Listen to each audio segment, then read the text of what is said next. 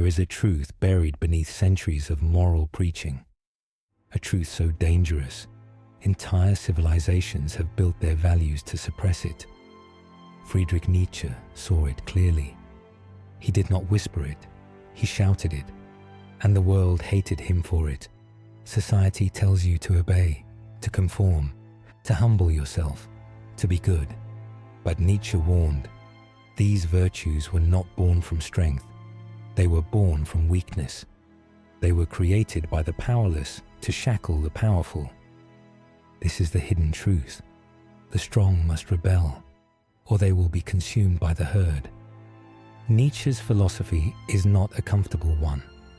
It is not meant for the masses. It is a weapon, forged for those who refuse to kneel.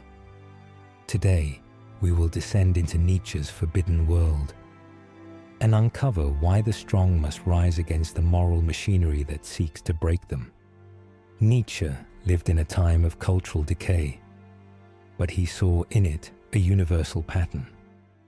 When civilizations grow soft, when comfort becomes the highest ideal, the herd begins to rule. The herd is not a single enemy. It is the collective of the fearful, the mediocre, the obedient. It despises difference. It worships safety. It fears strength. In the ancient world, strength ruled openly. Warriors, creators, and visionaries carved reality by their will. But over time, the weak, unable to defeat the strong directly, found another way. They rewrote morality itself. Virtues like humility, obedience, and meekness were elevated. Pride, ambition, and self-assertion were branded as sins. The herd learned that to control lions, you do not need to fight them. You only need to convince them that their strength is evil. Nietzsche saw this not as a historical accident, but as a deliberate psychological inversion, a slave revolt in morality. And he warned, once the herd's values take root, they spread like a sickness.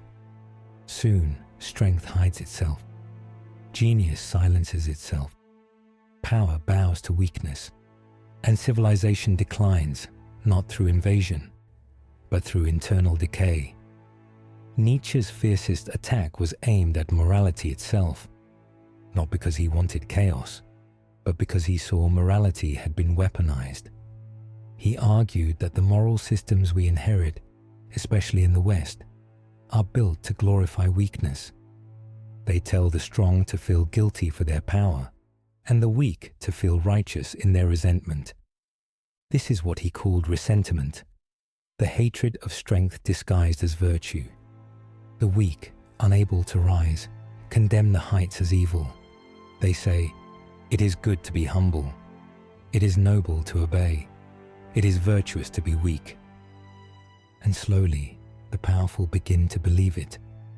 The eagle apologizes for flying too high. The lion feels guilt for hunting. The thinker hides his vision so as not to offend the blind. Nietzsche warned that this cult of weakness is subtle. It doesn't destroy power through open conflict. It corrupts it from within. It convinces the strong to doubt themselves. And when the strong lose their confidence, the herd does not need chains. The strong will chain themselves. The herd doesn't only use morality. It builds entire structures to maintain its dominance. Religion, education, culture, politics. Each becomes a tool to reinforce the herd's values. In religion, strength is rebranded as sin. In education, conformity is rewarded and originality punished. In culture, mediocrity is celebrated, while true greatness is mocked as arrogance. And in politics, the crowd is elevated as the highest authority, as if quantity equals quality. Nietzsche saw modernity as the triumph of the herd, a time when greatness was no longer feared because it was rare, but because it was unwelcome. The herd demands sameness. It wants no peaks, no valleys, only the flat plain where no man rises above another. But beneath this flatness, Nietzsche sensed a growing tension, a pressure building in the few who refused to kneel. He called them the higher men, individuals who feel the weight of their potential in a world that wants to keep them small. Nietzsche's philosophy is not for everyone. It is not for the herd. It is for those who feel that they were meant for more and are willing to bear the burden of that truth. He believed that the strong must rebel, not with swords, but with spirit. They must reject the guilt imposed on their power. They must create their own values, their own law, their own vision of greatness. This is what he called the transvaluation of values, the act of overturning the slave morality and forging new virtues born from strength. The strong man does not ask permission to exist. He does not apologize for his will. He does not bend to the morality of the fearful. He creates, he leads, he rises. This rebellion is not a public uprising. It is an internal revolution. It begins when the strong say, "No more," when they stop justifying their strength and start living it. Nietzsche's words echo louder today than ever. We live in a world where comfort has become God, where truth is softened to avoid offense, where ambition is pathologized and power is viewed with suspicion. But beneath the surface, the same dynamic persists. The herd still rewards compliance. It still punishes excellence. And it still whispers to the strong, "Stay small." The rebellion Nietzsche spoke of is not a historical relic. It is a living necessity. To live by the will to power today means to refuse the roles assigned to you. It means to shape reality, not submit to it. To act, not merely react. To embrace your potential fully, even when the world demands you dim your light. The strong who rebel against the herd's morality become creators, builders, and destroyers of stagnant values. They do not wait for permission. They become the storm. Nietzsche did not believe everyone could rise. He was brutally honest.